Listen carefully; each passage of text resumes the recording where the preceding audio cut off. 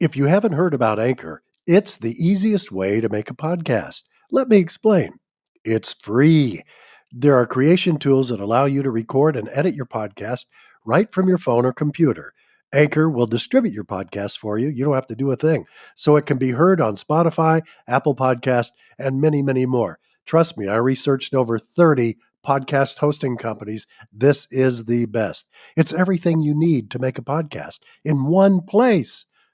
Download the free Anchor app now or go to anchor.fm to get started.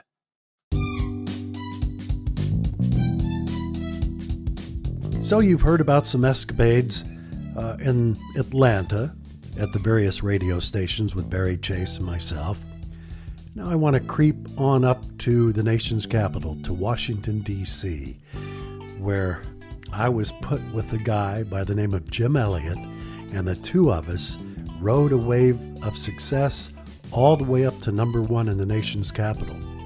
We broadcast from a raggedy-ass old studio with shag carpeting on the roof, on the floor, and on the walls. It was crazy.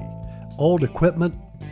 And I remember the person that put us together, Dan Mason, former president of CBS Radio, said, "No one cares about the look of your studio. The only thing that matters to the listener is how good it sounds coming out of their speaker." I thought, man, damn, he is absolutely correct. So I quit being depressed about the horrible studio facilities, and we just went for the gusto. We had fun every morning. We did whatever we wanted to do. We said whatever we wanted to. We never did plan for the show because we reflected on life. And how can you plan a day in advance for what hasn't happened yet in life the following day, right? We had no idea we had listeners because of the environment we broadcast from. In Bladensburg, Maryland, in the basement of a 4-story building.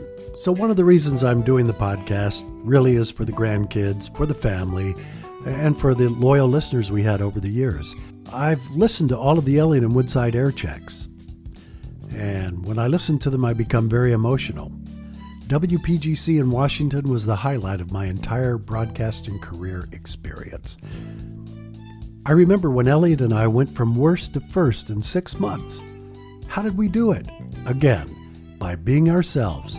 No bits, no sound effects, no smoke and mirrors, no juvenile humor, just relating to our listeners. Who allowed that? Again, Dan Mason, former president of CBS. He had a stellar record once he left WPGC, and of course he put WPGC on the map before he left. He's been a great friend and a hell of a genius radio manager. Once I went to him and I said, "Is everything okay? Am I doing all right?" after I first moved to Washington. He said, "Son, I'll tell you when you're not doing everything right. Just keep on being you. You'll be fine. Hug the ladies and kiss the babies." And that's what we did every single morning. We did have one character, however.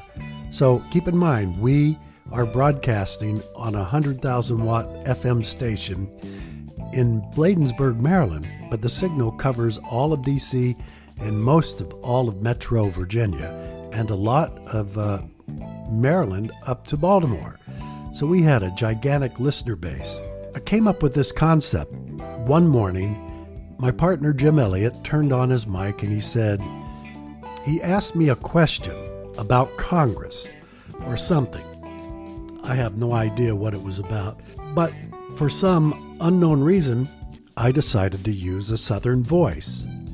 And he asked me who I was, and I told him, "My name is Congressman Buford T. Cotton Picker. That's who the hell I am. I'm here for greed and money, and my constituents can go to hell." Well, the rest is history. At the time, Dick Marriott owned the radio station, and he asked, "Guys, can you do that bit twice a morning because I love it?" Well, we burned the poor congressman out after 90 days.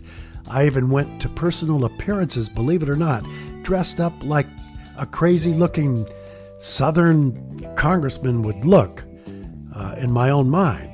And it was in an Uncle Sam outfit with an Uncle Sam hat and a beard. No one knew who I was because, hey, It's hard to detect radio faces, right? But it became a big anchor, that character, on the morning show.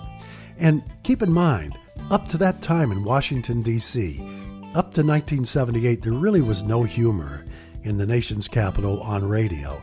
It was all talk radio on WMAL or light humor on WMAL with Hardin and Weaver, God bless their souls, great, great team. But we took it to the next step, and we were always on that line, whatever that line is, that comedic line, to keep from falling off the edge, to keep from getting trouble with attorneys. It didn't always work, but it was a heck of a ride. I've got so many stories to tell you about WPGC. You're not going to believe half of them, and maybe when you lived in D.C., you remember hearing about some of them. So for now, I'm going to close this little segment out. I don't want your ears to fall off. And then coming up, a lot more great little tidbits on what made Elliott and Woodside the most successful morning team ever in Washington, D.C. Congressman Cotton Picker, Congressman Cotton Picker, for president, WPGC.